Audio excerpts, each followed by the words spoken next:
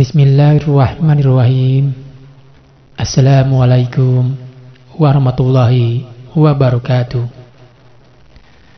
Di dalam ajaran tarikat, terutama tarikat Naqsyabandiyah, ada dikenal dengan istilah baiat dan talqin zikir, yaitu apabila seseorang berniat ingin masuki ajaran tarikat, maka haruslah berbaiat dan mengambil talqin zikir kepada seorang syekh yang mursyid.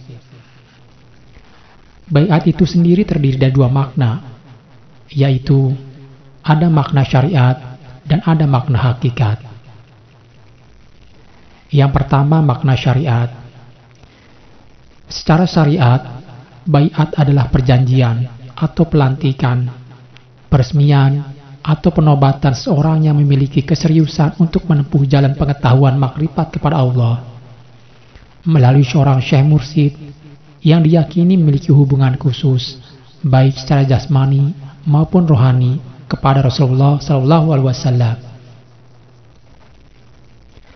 Makna baiat itu sendiri adalah sumpah setia dengan suatu kepemimpinan, sehingga terjalinlah suatu hubungan yang kuat antara yang memimpin dengan yang dipimpin. Dengan proses baiat, maka terjalinlah ikatan hukum berupa hak dan kewajiban serta tanggung jawab atas kedua belah pihak. Baiat lebih merupakan pernyataan komitmen spiritual di depan syekh mursyid untuk menjalani hidup yang benar dan lurus. Baiat dapat juga menjadi proses terapi bagi seorang murid untuk hijrah dari suatu batin yang keruh kelam kepada suatu batin yang baru, dan memberikan motivasi komitmen untuk menjalani kehidupan yang benar. Kemudian yang kedua, baiat makna secara hakikat. Pada hakikatnya, proses baiat di dalam ajaran tarikat adalah merupakan suatu yang amat sakral.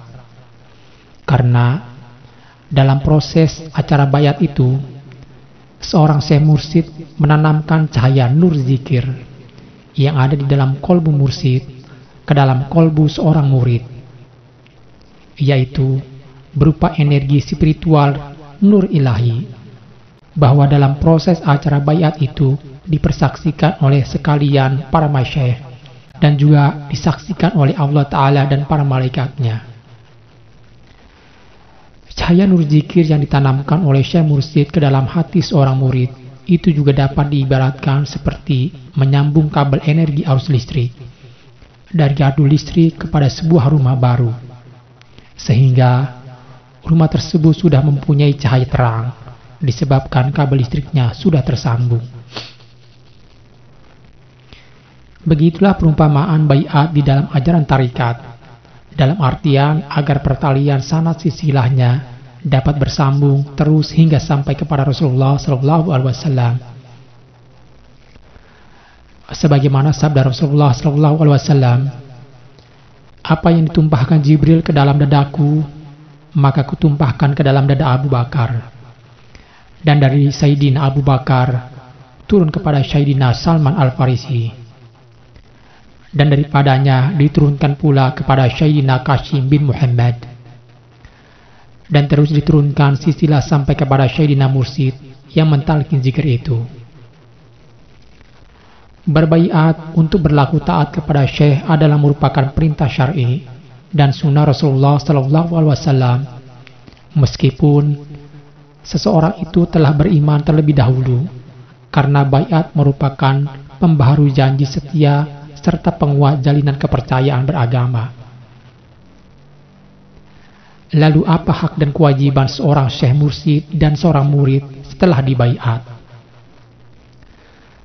Setelah selesai acara talqin dan baiat, maka telah terjalin suatu ikatan batin yang kuat antara seorang syekh dengan muridnya itu, dan masing-masing memiliki hak dan kewajiban. Sekarang saya jelaskan hak dan kewajiban seorang syekh atau mursyid. Hak mursyid adalah untuk ditaati sepenuhnya oleh murid, dan kewajiban seorang syekh mursyid adalah membimbing secara zahir dan batin kepada para pengikutnya untuk tetap istiqomah kepada jalan yang lurus. Jalan yang lurus adalah merupakan anugerah Allah Subhanahu wa Ta'ala yang besar, yang hanya dibawa oleh orang-orang pilihannya. Anugerah Allah kepada manusia pilihannya tersebut adalah para nabi dan rasulnya. Juga di dalamnya ada ulama, pewaris nabi yang melanjutkan tongkat estafet kepemimpinan selanjutnya. Lalu berikutnya hak dan kewajiban murid. Hak murid adalah untuk dipimpin, dibimbing, diberi petunjuk kepada jalan yang lurus.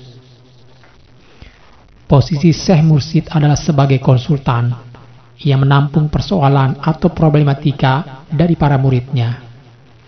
Dan murid mempunyai hak untuk bertanya terhadap suatu persoalan yang belum atau tidak mampu dipecahkannya. Kewajiban murid adalah mendengar dan mematuhi. Tidak ada pilihan melainkan bersikap taat dan nurut atas segala perintah dari syekh atau mursyid.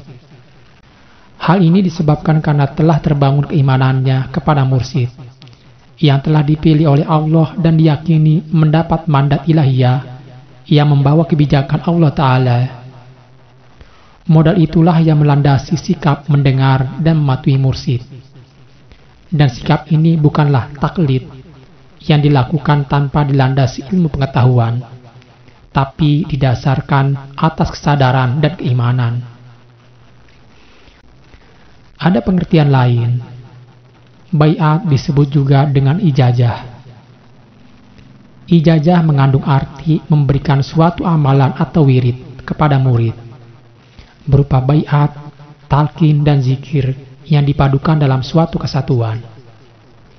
Apabila seorang mursyid dengan tanggung jawabnya senantiasa memperhatikan keselamatan dan kebahagiaan murid-muridnya di dunia dan di akhirat, dan Allah memberikan kekuatan berupa nur ilahiyahnya, kemudian muridnya melakukan mujahadah dalam aurat, ijazah, maka akan tersambunglah hubungan tersebut.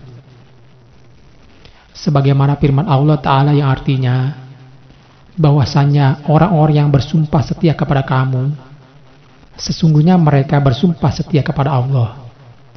Kekuasaan Allah di atas kekuasaan mereka, maka barang siapa melanggar janjinya, niscaya akibat ia melanggar janji itu akan menimpa dirinya sendiri.